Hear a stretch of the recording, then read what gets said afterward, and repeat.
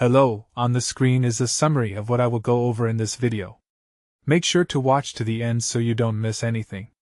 If you're like most people, your Gmail contacts list is probably cluttered with duplicate entries that make it hard to find the right person. The good news is that merging these duplicates is super straightforward once you know the steps. Step 1.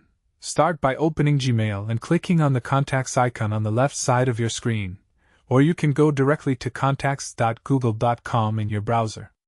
Step 2. Once you're in Contacts, look through your list and identify the duplicate entries. You might see variations of the same name, or multiple entries with different phone numbers or email addresses for the same person. Step 3. Select the first duplicate contact by clicking on it, then hold down the Control key on Windows or Command key on Mac while clicking the other duplicate contacts you want to merge together. This lets you select multiple contacts at once. Step 4. Once you have all the duplicates selected, look for the Merge option.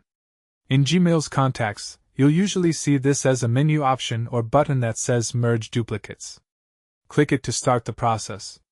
Step 5. Gmail will then show you a preview of what the merged contact will look like, combining information from both entries. Review the details to make sure everything looks correct, and then confirm the merge.